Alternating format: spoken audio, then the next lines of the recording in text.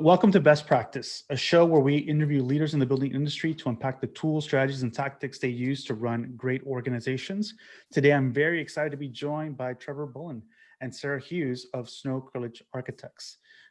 Trevor is a senior associate at Snow Kreilich, served as director of ops at Snow for the past 4 years, and has since handed off the role to Sarah, which we'll be talking a little bit about that as well today.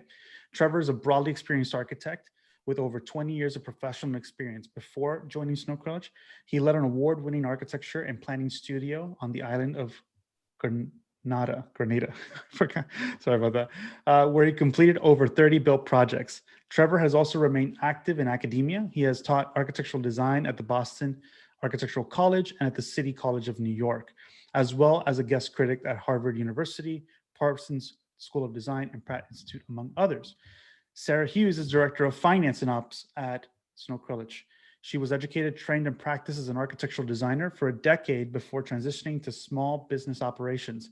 Prior to Snow Kreilich, Sarah was a bookkeeping and accounting consultant catering primarily to architects, landscape architects, interior designers, and a host of other creative-based companies in the Twin Cities area. She has over 20 years of experience in understanding small businesses, the ins and outs and workings, and has advised and developed upon a specialized nature of design firms. So special thanks also to Natalia Egon of Snow Kreilich Architects for helping us connect with Trevor and Sarah. Today I'm joined by my co-host Chris Morgan. So really excited to jump into this conversation. Thank you both for joining us. Thanks for having us. To start, I kind of ran over a little bit of a bio, but would love to just hear maybe some of the highlights about your own career, things that you found were kind of pivotal turning points that got you to where you are today. Maybe we could start off with Sarah. So as my bio said, I was trained and educated and practiced in architecture for about 10 years. I graduated from the University of Minnesota in Twin Cities at the architecture school there. And I worked at a couple firms over the course of a decade that were very small being about a dozen people or less. And so you learned very quickly that you had to be very versatile in many roles. And there wasn't always the support available in firms that size to be able to utilize standardized templates and processes and procedures. You had to make them up as you went, and each project was another opportunity to try to compound upon what you did the last time and make it better. And I wound up being the person at those firms I worked with that just tended to gravitate more towards the organization and the compilation of data, whether it be in a room finish schedule, whether it be in a project budget, whether it be in a Christmas card list. Like, it all seemed to have the same skill set needed that, to be honest, nobody liked doing but me. And it was where I was the happiest. I used to say if I could design details and hand them over to someone else and be like Oz behind a curtain and never have to do a lot of client interfacing, I would have stayed in architecture forever. But that's really not the way it works. And it wasn't really where I found my greatest joy in it. So when I switched out of architecture and into bookkeeping, it wasn't a huge leap that I think a lot of people assume it would be. It felt very natural and normal to me because it was really just taking all of the parts and pieces I've been gathering up over the decade prior and turning it into something that could be used as a support tool for other small businesses. Why I left architecture and went to bookkeeping, it was honestly the economy. It was at the tail end of the housing bubble, and there was no work to be done, and bookkeepers were still needed. And I thought, what if I try this? And it turns out it was needed and wanted. And I speak architect. I understand the language and the color coding of spreadsheets that they would turn over to me and say, fix this, and translate it into profit and loss sheets and balance sheets, and been doing it ever since. Trevor? Well, I think my journey is maybe a little bit more of a standard journey. I graduated undergrad in New York, and when I finished school at the GSD, I went back to New York, and so my sort of early experience is very much I'm sure a lot of you and a lot of your listeners can relate to sort of that sort of New York City boiler room mentality.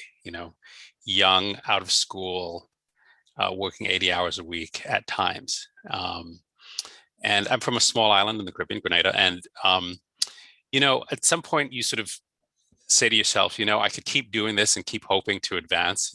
When you're in New York, you feel like you're a small fish in a big pond. And I just thought, I could try to do this in Grenada in this much, much smaller context. And I wouldn't be sort of battling with all this incredible talent pool to try to get ahead. I think that was sort of what was really on my mind at that time. So I had a cousin, my cousin Brian, who continues to run the practice that we founded together, Coco.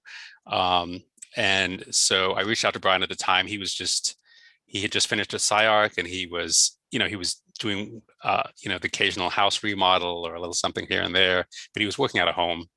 And I reached out to him and said, I'm thinking about returning. And then he was like, well, maybe we should do something together. And it's just sort of evolved. So yeah, in 2000, I just, packed it all up, cashed in my savings, bought a printer, bought a couple of computers. We rented a space without any clients, which sounds completely insane. And we probably only had about,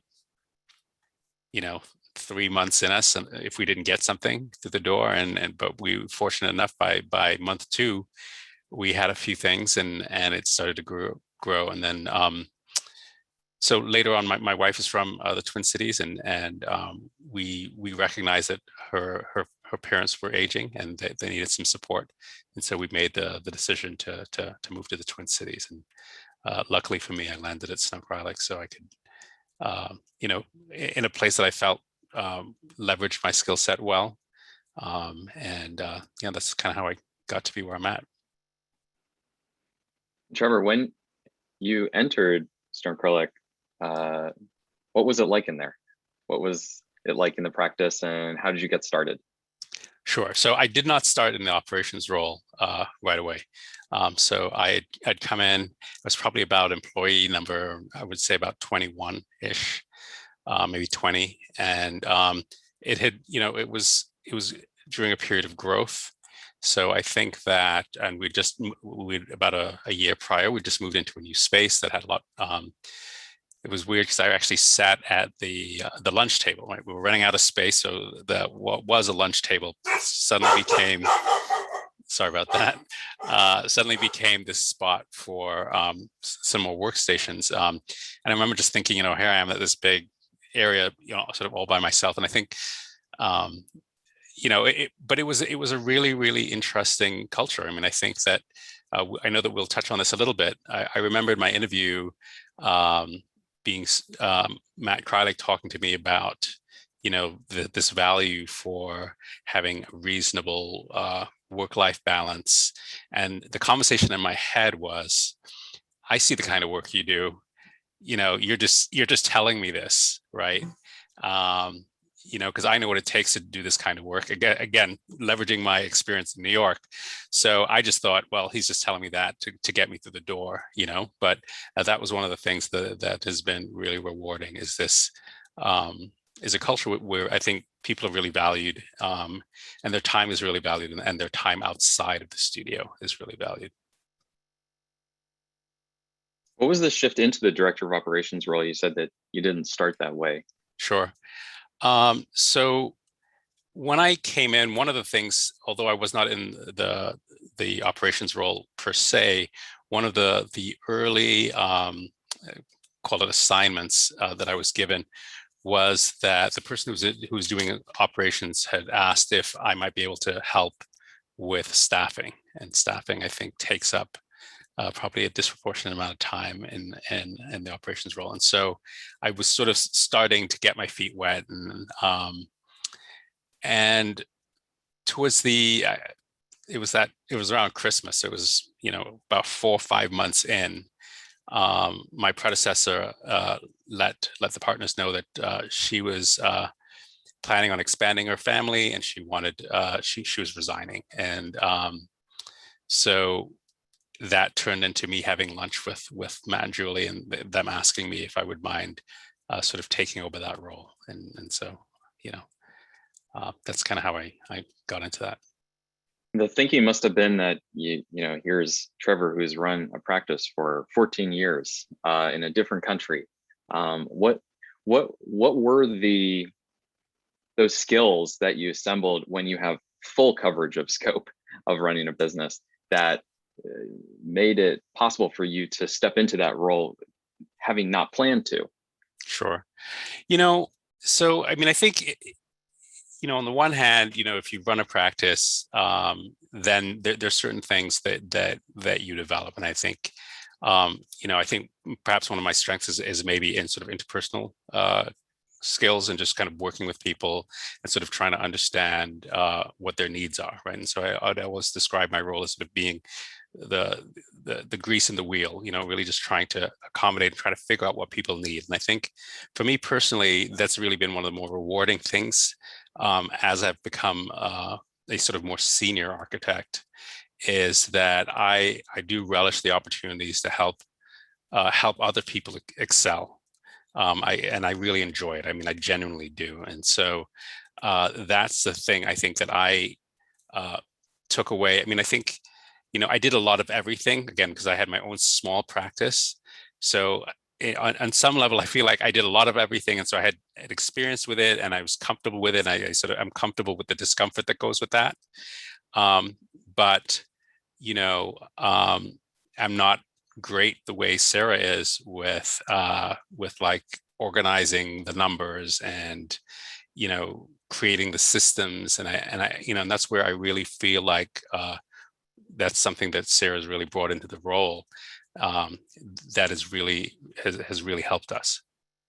Well, and to add to those, setting up those systems are very time consuming. So when you're balancing being a project manager and a project architect and operations director all at once, there's not opportunity to set up those tools that might be made your own job easier in that role. Yeah, I think I should clarify that, right? Which is that, I was always still running projects, right? So it wasn't a sort of standalone role the way in which it is now. Yeah. And Sarah, what was the story around how you entered the firm initially?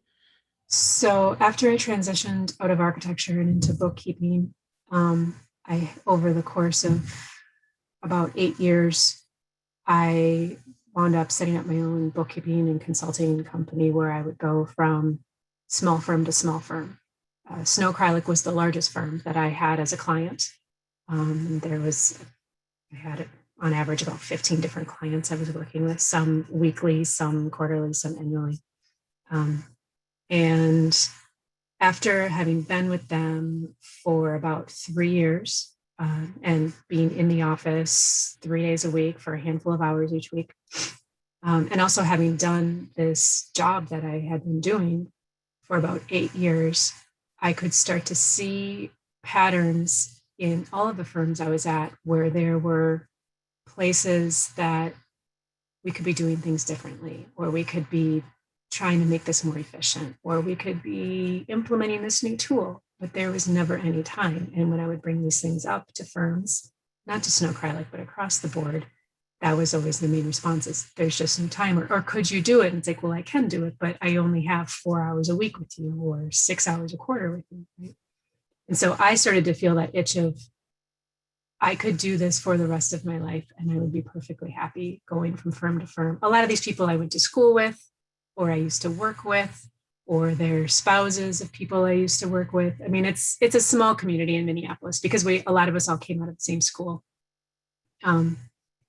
But I realized I wanted to start working on projects. And the problem with the role I had as a bookkeeping consultant was at the end of every month, the calendar would flip over and I would have to start all over again with invoicing, with timesheet entry, with bill entry, with payrolls. And so I never got as far as I wanted to. And I started doing the math and looking around at different firms in the area and thinking, who is a size, including Snow Kreilich, that could use this role, that it could make sense for them financially to hire somebody? Because I know what it costs. And I had to, I mean, in full honesty, I had to make sure the cost of my salary made sense to a firm. Because having one full-time person at a managerial level and the salary and the benefits that come with it for a small firm is not a small undertaking. And there has to be the ability to back that up with billable sales and profiting. So I constructed my own offer and I did the math for Matt and Julie. And I said, here's what I think. And they were definitely not disinterested. And the timing wasn't quite right.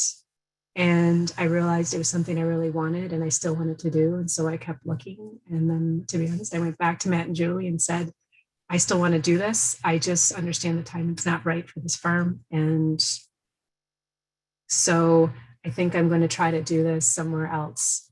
And they said, no, wait, you can't go. That's a good call, yeah. And I was really glad just because I had started some small projects with Snow Kreilich and I wanted to keep going. But again, it has to make sense in terms of staffing, in terms of space, in terms of finances, in terms of the projects you have on the board and the projects that you know are coming in. And it all happened to align at one point, and that was great. And it's came on at July of last year full time.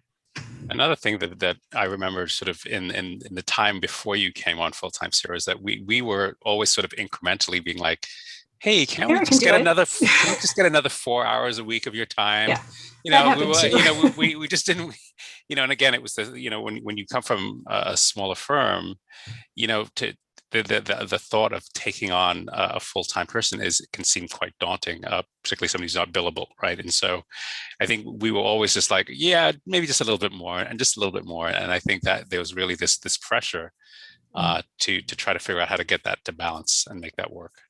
It did get to the point where it was like, either this has to be a full-time gig or you need somebody full-time, but I'm running out of daylight hours. And so that was a clear changeover too. Before Sarah came on full-time, Trevor, what were some programs or processes that you had started to set up, or what was your coverage, even though it was sort of part-time, like it was a hybrid architect role and then director of operations? What were some of the systems that you started to set up?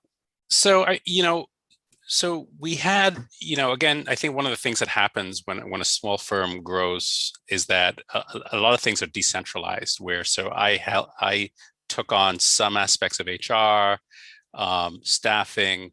Sarah was busy on the sort of the financial side, and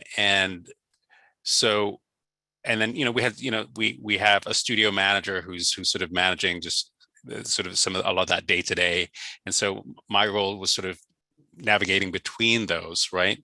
And I think that I don't know that there were tons of systems. I mean, that I inherited some systems, right? In terms of, I think we were constantly sort of struggling with how best to balance staff, right?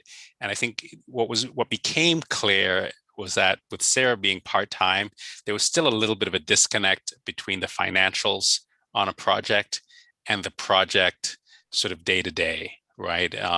And assigning staff and deciding when something goes on pause, who goes where, and the sort of those financial implications. So there was a bit of a disconnect there, and I think that was something that we were continually struggling with, and hence always trying to maybe get a little bit more of Sarah's time. And I think that's one of the biggest contributions to having Sarah in the studio, even albeit virtually full time, is having a greater coverage and a greater connection between our financials and the day-to-days of the project.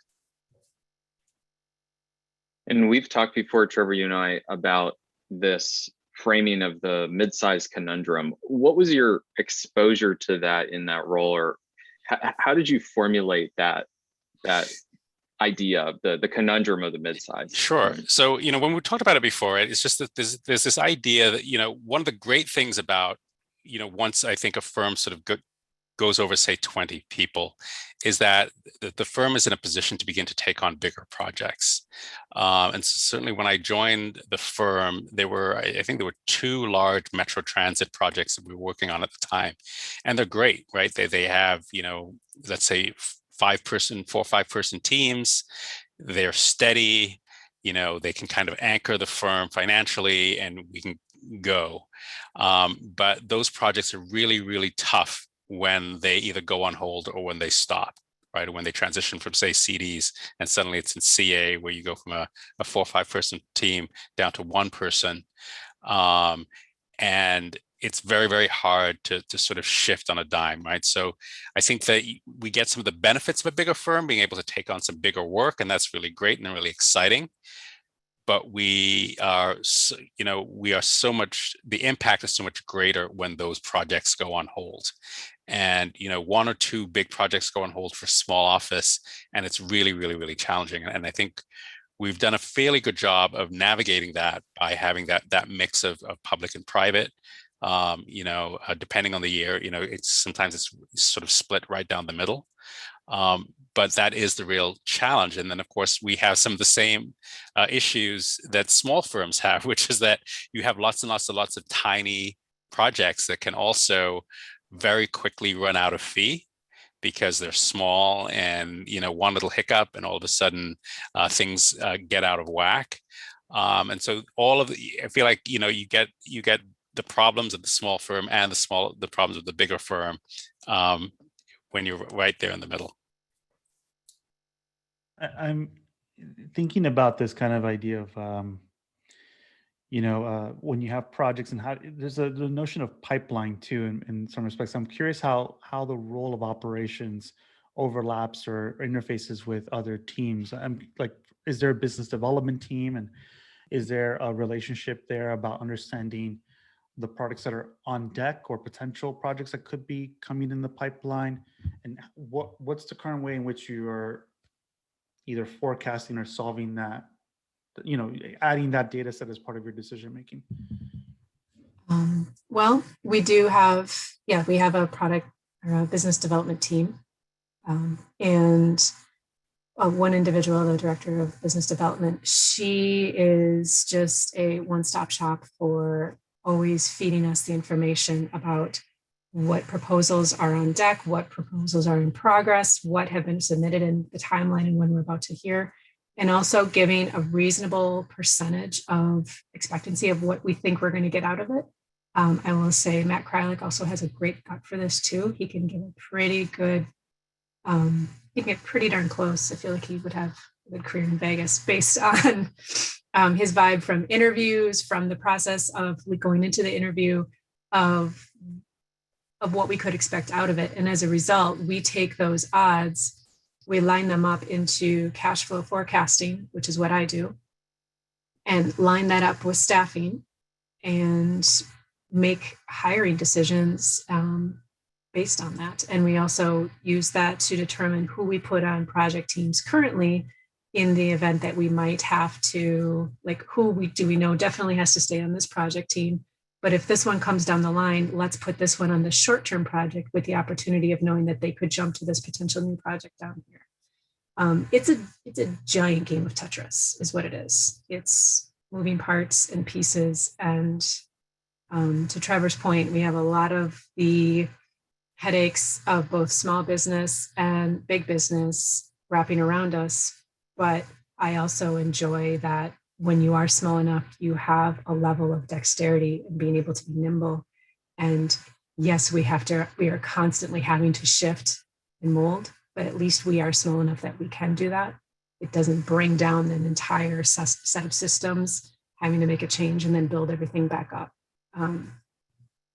It can be frustrating though, in terms of business development, when, as Trevor was saying, we know what we have to do both operationally and financially, what we have to have in the pipeline. to keep our current teams going. And if any of our current projects just go on pause for 3 months, suddenly you have 3 people that suddenly you need to absorb someplace else. And when you are a firm this size, you don't necessarily have a place to absorb them. And how can we utilize their downtime in a way that benefits the firm, even if it isn't billable time? Can they do something that helps us overall in terms of infrastructure and overhead that could help support us until we can find more places to put them? I think that's also a real challenge, I think, with some of the developer-driven work that we've more recently started to take on. Those pauses happen more frequently. Yeah. And, even, and you said 3 months, but even like a 3-week pause, it's like, well, it doesn't make sense often to just move somebody to something for 3 weeks, because just as they're sort of figuring out what's going on in that project, to pull them back, you know what I mean? So it can be really challenging that way. Yeah, we have started to have just very honest conversations with clients, especially these more developer-based clients, where, in Minneapolis, especially given the occurrences over the last year, developers wanting to expand and develop properties in the Twin Cities area is facing a distinct set of challenges. And so they are maybe putting projects on pause like 2 weeks at a time, and then it keeps growing. And we've had to have conversations saying, we completely understand this and support your endeavors and how you are trying to do fundraising and get equity into your project. But it does mean that when you come back, you might not have the same project team that you started with. And it's because we are also a small business. And to their credit, many of them have completely understood that. They've understood, this is the project team I was working with when we started. We're putting you in a spot where we want to come back to you in a few weeks or a few months, and we might not have the same personnel working our team when we come back, but we will do our best. And it's not necessarily what everyone wants, but they are receptive to it, and they appreciate the honest feedback. Seems like this game of Tetris that you were talking about, Sarah, is also even maybe challenged additionally by the company's own desire to really prioritize quality of life. Mm-hmm. Can you speak to that a bit? Or Sarah, Trevor, curious to know more about what does quality of life mean as a concept for Snow Kreilich? We were just having this conversation earlier today in a different meeting. I can speak for myself. When I was coming out of school, that this is also very Midwestern take, but your value is based on your productivity. If you have downtime, you aren't doing enough, right? And that was definitely the messaging received in school 20 years ago. Because I had just posed the question earlier today to some other people, like, is that still what our younger staff members are hearing, having just come out of school? And like, what is their understanding of quality of life and balance, right? I can say on the operations side, I see everybody's time every week. I am the person that yells at them to get their time in. I mean, passive aggressively yell. I don't really yell. And monitor who's putting in the hours that they are. And I don't know if our staff knows this happens, but I will tell them now. When I see situations where there are clearly far too many hours being put in above and beyond the standard 40-hour work week, I will flag it and communicate it directly to Matt and Julie, and they will have one-on-one conversations with those individuals, because it does matter. We do not want people frying out. We do not want the idea that we expect you to be billable 40 hours a week and then do all the other overhead non-billable work on top of it. And that was a very real expectation in the area firms. Well, it is in some even now, but in the last 20 years. And so we do have some internal conversations about it. It's constantly being monitored. I don't know if Trevor wants to speak to how it plays out in actual project by project. No, well, I mean, I think there are a couple of things that go with that, right? One is, not only do you bring it to Matt and Julie, but we bring it up as project managers, right? Because I think there are a couple of things happening if people are putting in way more time, right? Is that The first one is that we did not adequately anticipate or plan the work, right? So that's a failure. And obviously it's not going to be sustainable over the course, so financially, and that's also a failure. And so if we can't track those things, or if we're not tracking those things, then we're not improving on our project delivery, right? So I think that's the context that we really think is important. It's not just, obviously quality of life is important, I think, or else we wouldn't be doing that. But I think that's where we're also coming at it as an organization, trying to think about how do we do this better? How do we work smarter, not necessarily harder? So I hope that people understand that, and they take away that we are really trying very hard to allow for that work-life balance that everybody's seeking. And there are always situations where there is going to be more time put into a week than is a standard 40 hours. That's not what we are discouraging. We just do not want it to be the norm. And as Trevor said, we schedule our project proposals and our fee structure based on a certain percentage of billability within a standard 9-to-5 work week. Yeah, and I think that's important too, right? Is that we're not trying to build a culture of folks who watch the clock for 5 o'clock to be off, but rather build in that understanding that we understand that there are deadlines, and then you have to search, and we do, and we do that all the time. But also once that deadline passes, then you maybe recoup some, right? We're trying our best to plan our work so that we can be as consistent as possible, both in the quality of the way in which we deliver it, but also that we're just not burning people out. Is there also another feedback loop that happens? So it seems like that happens as a certain cycle, right, within the team, probably like on a bi-weekly or weekly basis. And then there's probably another cycle of feedback for like new projects, right, where you're trying to learn too about, okay, we worked on this project of this size, and this is how it sort of panned out in that schedule. Is there also a kind of reevaluation then of like how that applies to the next project that comes up? So it's it's just a kind of more upstream to the potential challenges that arise at the bottom, kind of downstream of that. Curious if.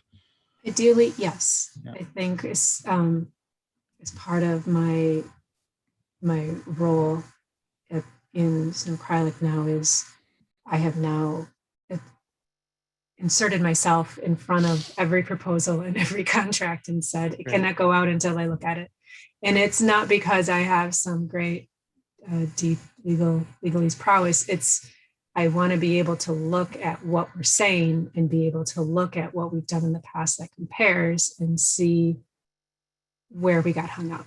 And even if it does not change the proposal numbers or the schedule, at least we can start to have the conversation and say, okay, we can put this forward, but let's remember XYZ happened last time, and we need to just keep an eye on it this second time around. And then if it happens a second time, then we definitely know that we need to really be restructuring how we are planning this project typology. Sarah, I'm curious how you formulated this sort of hybrid role between finance and operations. What makes them distinct but still make sense in the same role? It's so, well, it came basically from me doing the bulk of the day-to-day bookkeeping, and at the time Matt Kreilich doing a lot of the overarching financial review, like on a weekly and monthly and quarterly basis.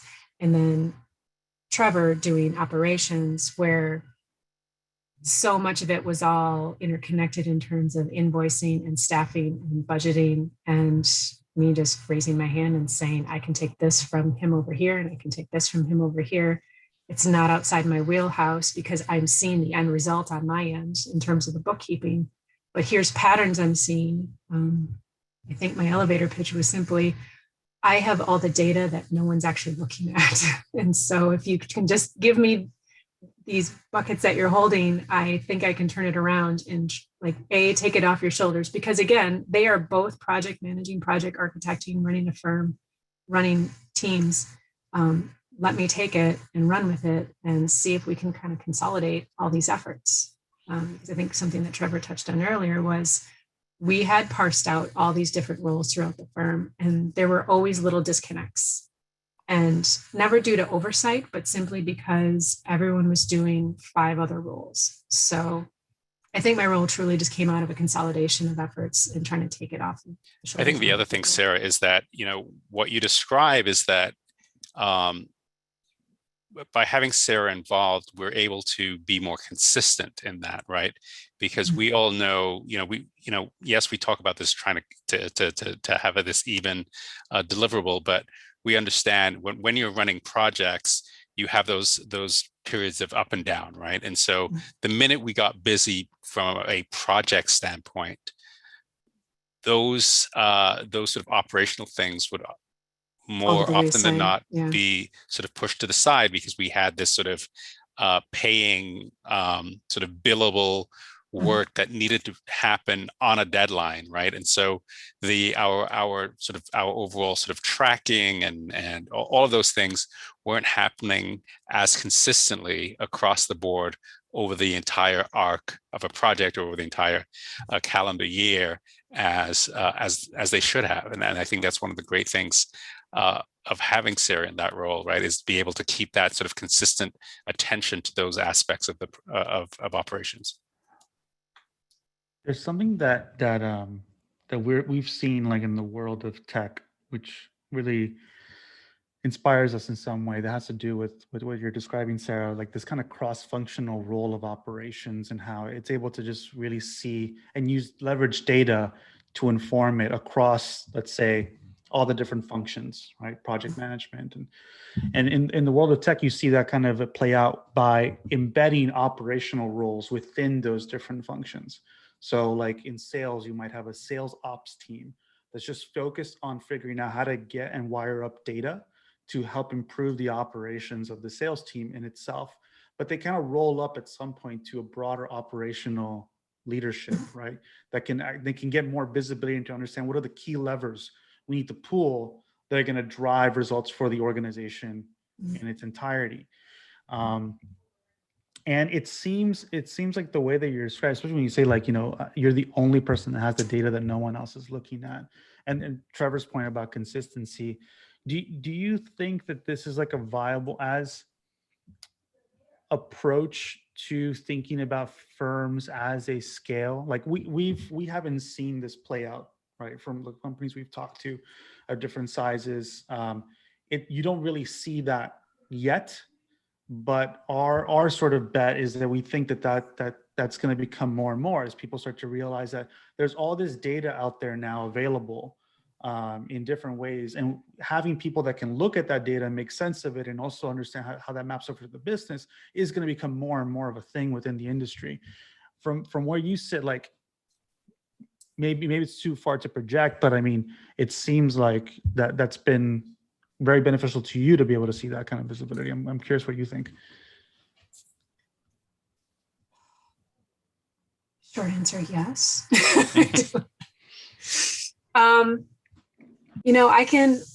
I can speak to the 10 years of going from firm to firm, small firms, and seeing what makes them work and what does not. And also having been on the opposite side where I was in those firms. And, small businesses as a whole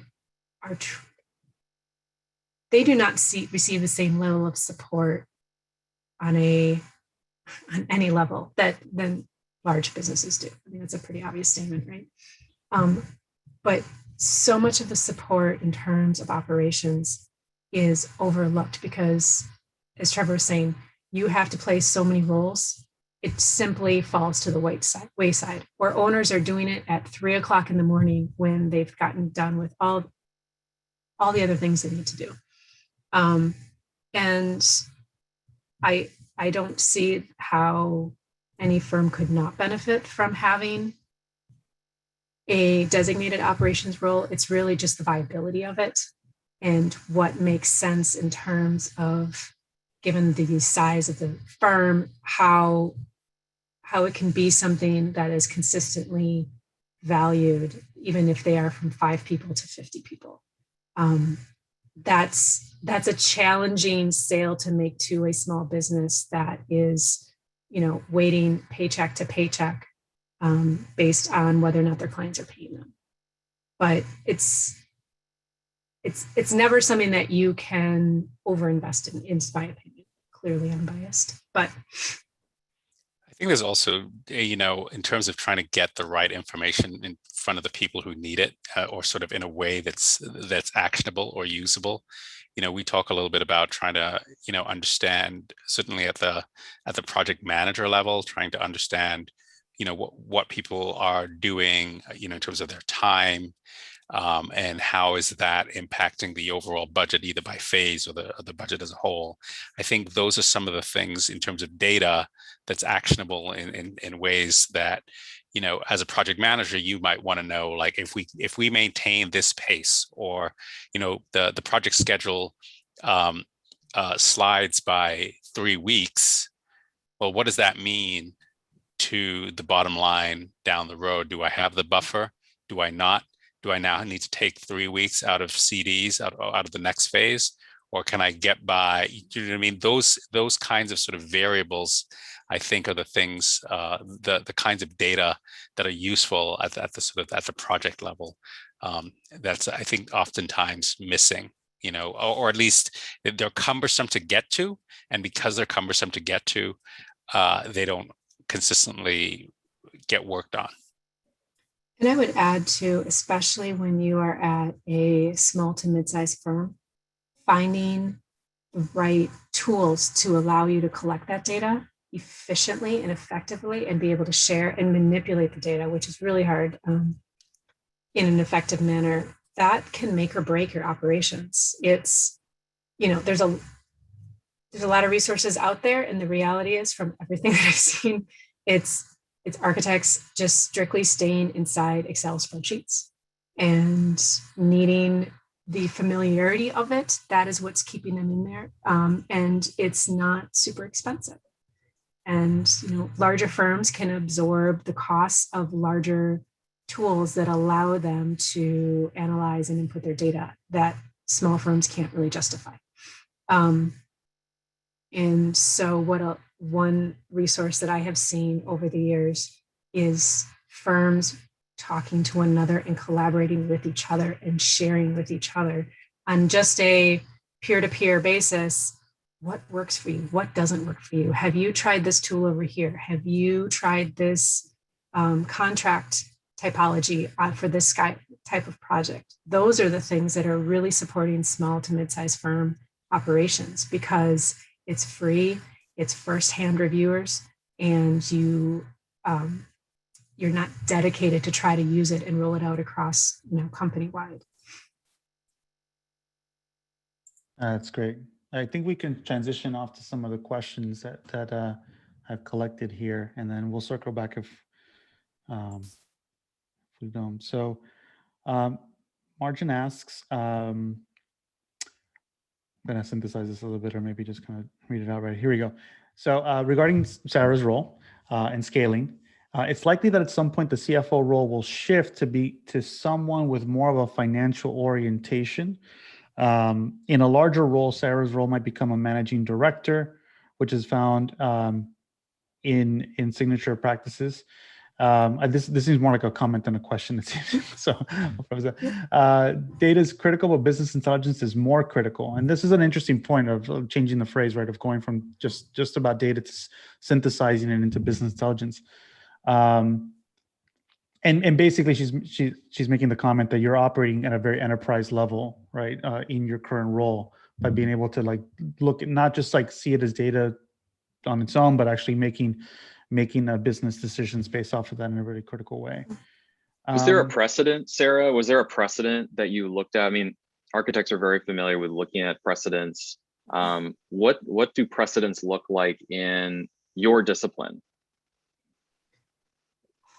Honestly, the precedents that I was looking at was a combination of what I had seen firm after firm over the last decade, where I was just jumping around. And because I've worked with firms that had bookkeeper on contract, they had CFO on contract, they had marketing director and business development on contract, and it was understanding how all these roles and how we, as like this contract team for these individual firms, had to work together to support and be cogs in their system, and pull out and then go over to this next business, and then pull out and then go over to this next business. And where we were finding as a contractor team efficiencies among ourselves, and how we were hoping to be able to implement and apply those to these smaller firms. That's what I took with me when I proposed this role.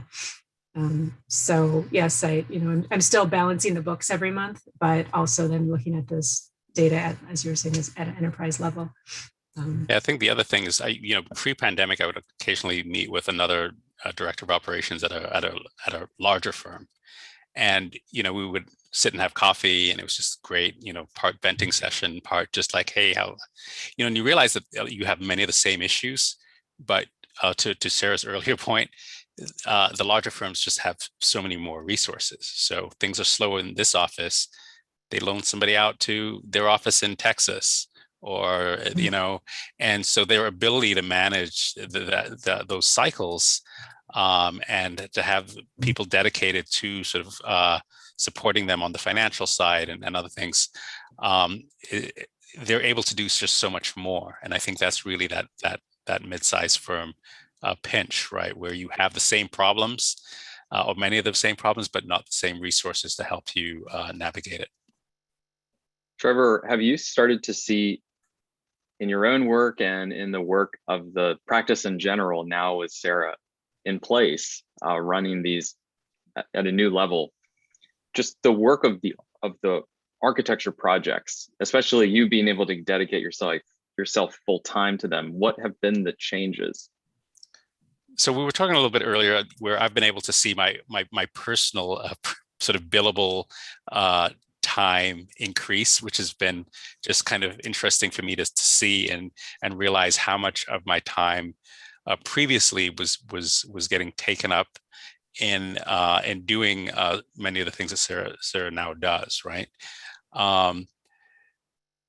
So that is, that's one sort of just immediately tangible thing. I mean, I think one of the challenges, at least for me, in terms of understanding the sort of the global impact, is that, Sarah came on in the middle of the pandemic, right? So our systems aren't, just in terms of having, your pulse on what's happening across the studio, is different. And I think the other challenge to that, of course, is that when we were physically in the studio, I felt like I had I understood what was happening.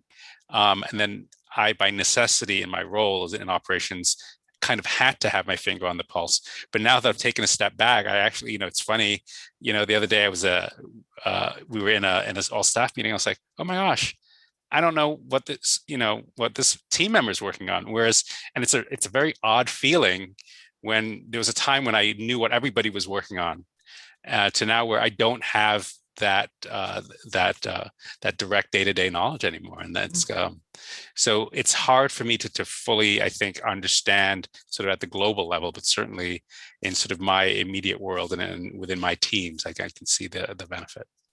And Sarah, you had mentioned right before this call that the firm has been working on a new way to think about the office space architecturally, where you can get more of the sense of what is going on across the firm if you're not only looking at your project. So can you talk a little bit about what the thinking is? Well, we've been using this time. Yeah, we've been using this time while we've been completely remote over the course of the last year to really evaluate our work from home policy, our ideas about flex time, our connectivity, and we are reconfiguring our office spaces to allow greater flexibility in terms of not only how you work at home, but how you work in the office and how you collaborate both online and in the office. We, in the before times, had the like standardized open office with a couple available conference rooms. And now we really need to rethink how people are working now and what they're going to be comfortable doing, coming back into a space with other individuals, with the understanding that a lot of us are going to be online now and in the office at the same time, on Zoom calls, and what that means, and how we're getting used to communicating with each other. And it is not a small effort. It's and it is definitely the new world order of understanding how people want to work, not just for their own professionally, but for their personal needs too, and trying to accommodate. And that's where this being small is great, because we have opportunity to try to meet people where they're at in a far greater way than if we were a company 3 times the size. But also, we're just big enough that meeting 30 people where they're at is still not a small undertaking. And we are looking at it as a sort of living laboratory effort, and we really want to understand what works, what doesn't, and why. Almost using it, in terms of a project that we're project managing. What did we learn from this? How can we make it better? Keep it evolving. I have a couple more questions that we'll try to get to here. One is for Sarah specifically. I think people are very curious about what's it like to leave the world of architecture, so to speak, when you make that decision of going to bookkeeping. Like, we hear it too ourselves. Like I hear it, and Chris hears it too, from jumping from architecture to the world of marketing. What was it like for you? Like, what was it? I mean, it seemed like there was a revelation for you that was like, oh yeah, this is actually what makes me happy, and I should just double down on this. Try to give a succinct answer. I was one of those cliche kids that just declared my profession at an early age. Like I was going to be a cheerleader. And then I was like, no, gotta buckle down. I'm 7 years old now, so I'm going to be an architect. That was my entire career thought process. And so it was the only thing I did. It was the only thing I knew. It was the only thing I educated myself, trained myself, interned, all that. And it never occurred to me that there were any niches you could specialize within a profession. I just knew architecture as a capital A, and it wasn't until I understood in going in and out of these different types of firms and seeing how I worked compared to how other people worked at the desk next to me, and that my interests were not the same as their interests, that just getting older and getting more confident in yourself and your decisions is, someone made the comparison to me one time when I was just making a decision to make a move. And they said, sometimes it feels like you're about to jump off a cliff because you've never experienced anything other than what you're doing your whole life. And it's really, you're just stepping off the curb.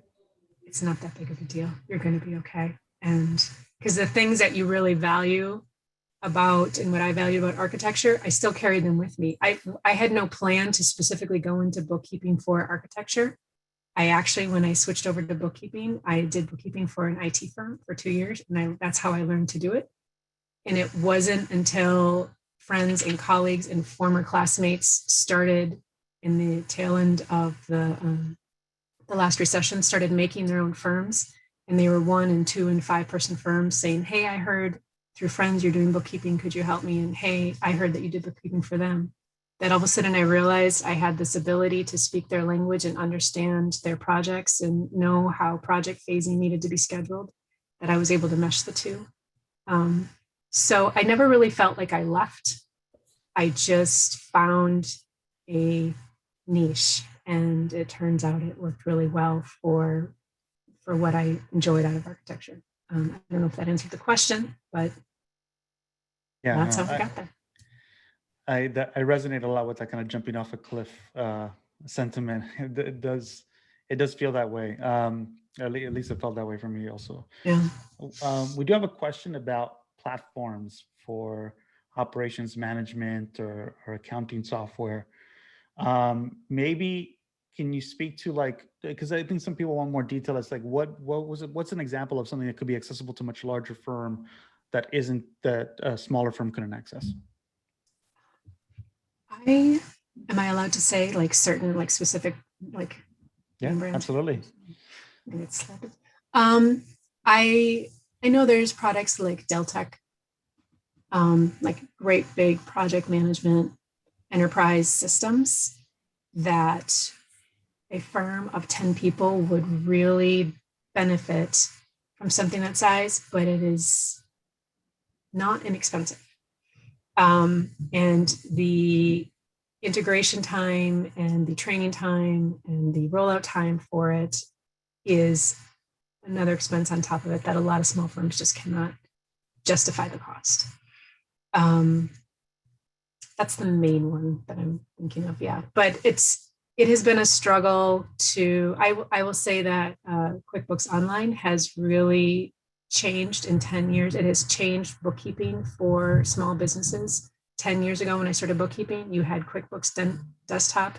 It was a beast of a program, and it was, like the software you actually had to buy in a box and install it via CD back in olden times. And it was really not something that was easily accessible for even small business owners, because I would always make the joke, it's not like you went to architecture school to learn how to run QuickBooks. Like, this is not where your interest lies. And so I would get a lot of company owners that would get frustrated that they didn't know how to use this software system.